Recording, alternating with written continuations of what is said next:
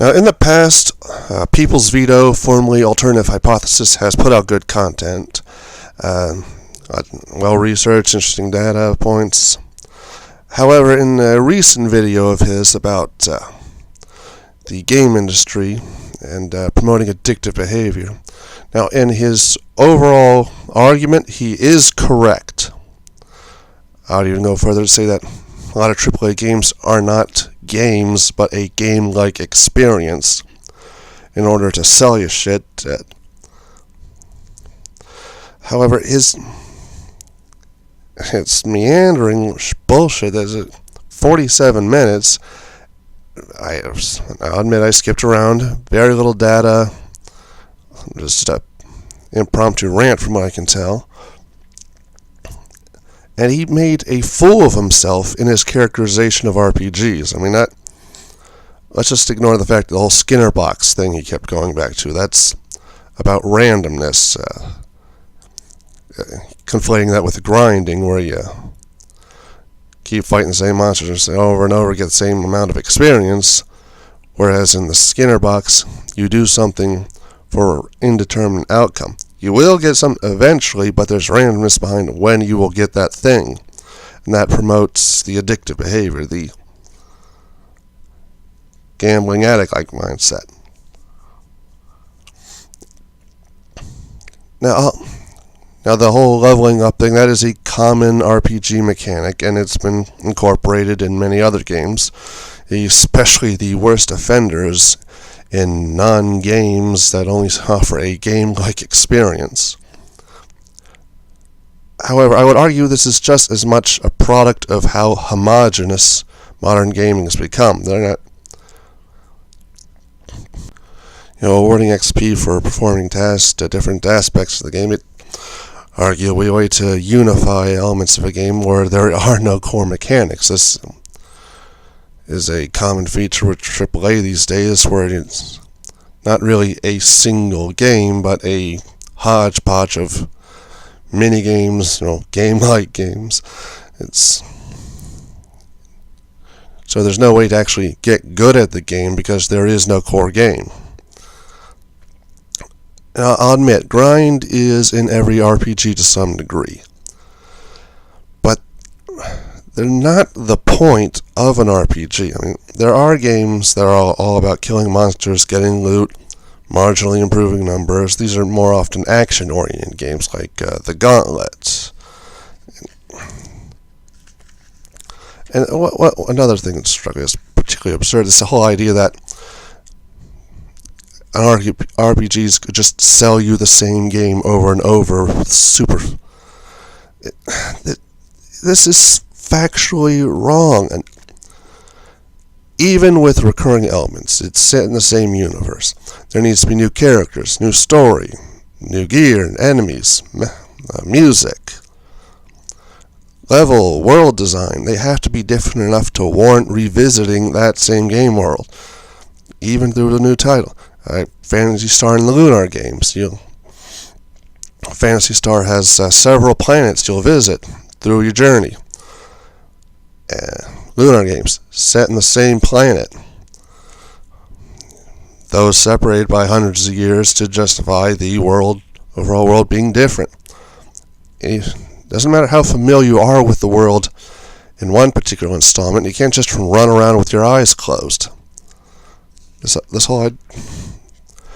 The entire premise that you can sell the same game over and over, just retarded. It's just, no. The main draw of a role-playing game is the role-play. Sometimes you play a character. Sometimes the character is an avatar of the player. And where you play a character, leveling up isn't just a stat boost, it also unlocks new combat abilities. It opens up new strategies for the player.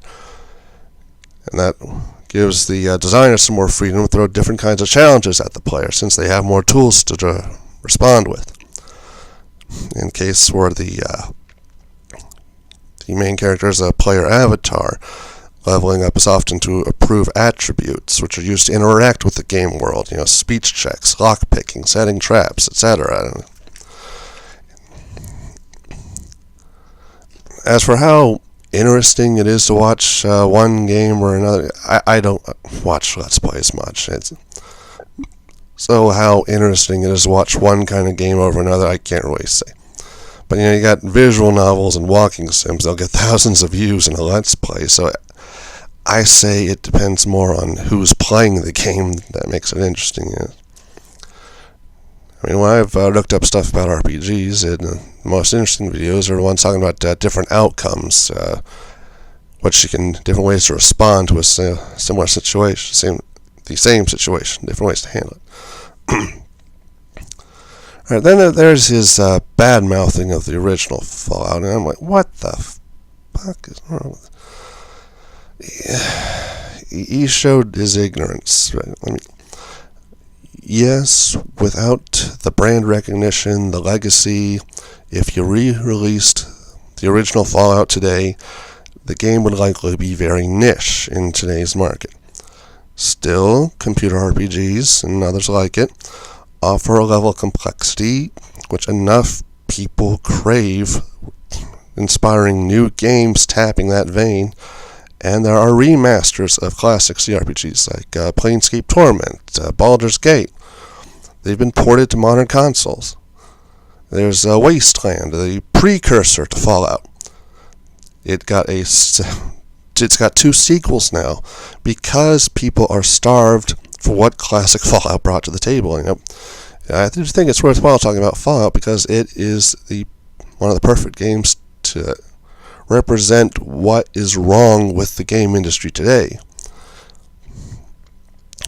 What was originally about role-playing in a bleak setting, it's become this this abomination, which we now know as Fallout 76, that so distant from what it was originally that I don't think there's any saving it. At the core of my problem with the assertions of people's video, he's making these claims out of ignorance and arrogance, I think. He's putting undue blame on a legitimate genre which has enriched gaming as a whole. If we want to deal with the rot in the culture, we have to look at the entertainment.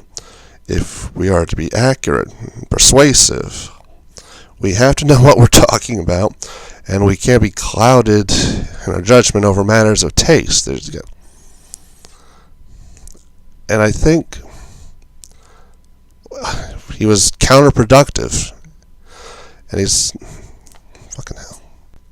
If he can't even be correct about the fundamentals of a genre that he's not into, what good is his assessment in other elements of the gaming industry?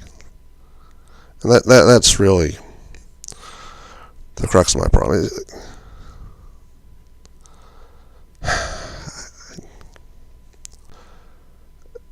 Thank you all for listening. Have a nice day.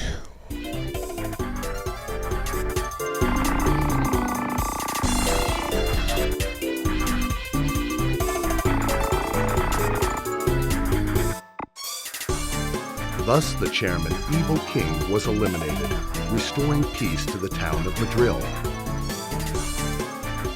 But the road ahead is still long for the self-proclaimed Evil King, the selfish princess, the hero with her parasol, and the ghost professor. And for this most unlucky boy, what misfortune yet still lies ahead?